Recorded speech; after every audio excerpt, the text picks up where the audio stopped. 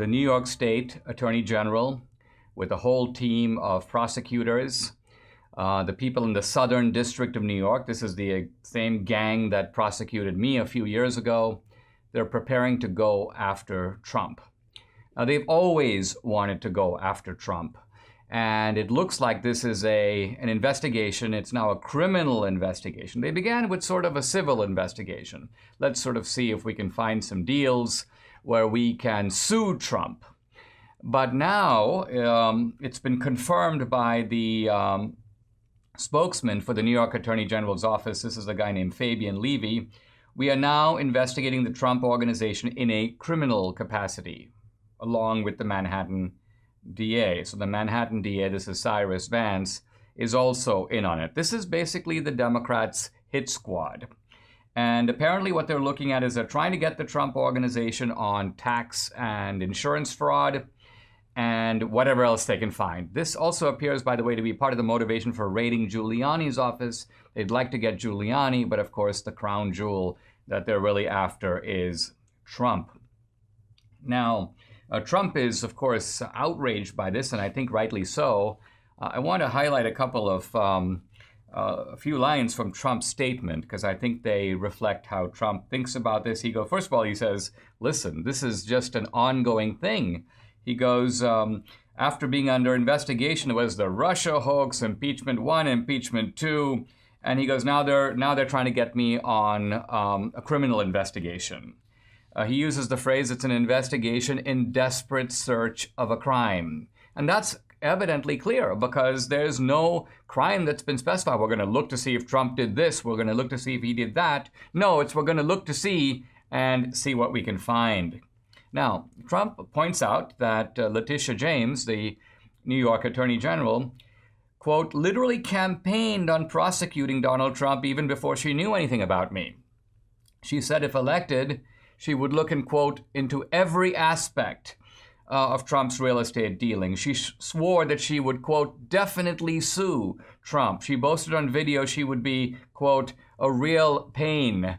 And she said, just wait until I'm in the Attorney General's office. And she said, quote, I've got my eyes on Trump Tower. Now, look at this. You've got somebody running for office who's promising the constituents of New York that she will initiate a prosecution. So she'll find something. And this is a kind of American version of, you'd have to say, Stalinism.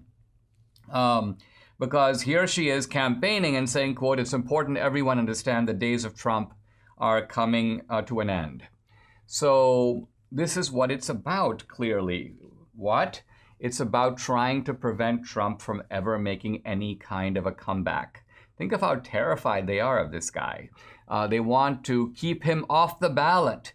They want to make sure the American people don't get a second look at Trump and go, yeah, you know what? We think we'd like to have Trump again. They want to make sure that doesn't happen. This is all motivated by that.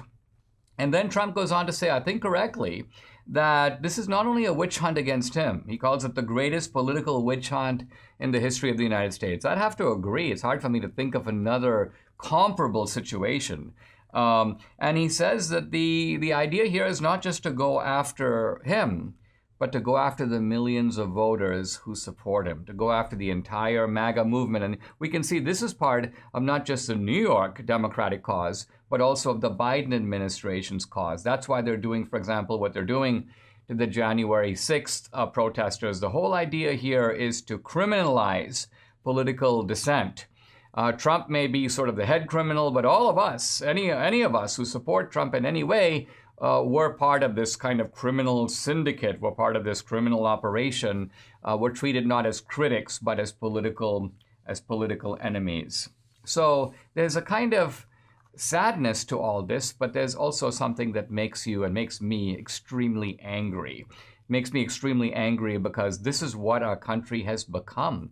And can you think in American history of any effort to go after an ex-president in this way, even with Nixon? And Nixon, by the way, Nixon had kind of admitted he knew about the cover-up. He may not have known about the original Watergate prosecution, but Nixon actually was implicated in things that were bad, or at least bad for that time. Today, I guess when you look at what's being done across the political spectrum, there's far, far worse. Watergate, in retrospect, doesn't appear even to be that big a deal. But nevertheless, there was no effort Nixon essentially retreated, and that was that. Nixon went on to write books, Real Peace, become sort of a respected analyst, but there wasn't an effort to say, let's put this guy in jail, let's make sure that he never comes back, let's make sure that people don't even have any affection for him. But with Trump, there is a level of demonization and a level of attack that I think is unprecedented in American history. And it's a testament really to the threat that Trump poses to these people.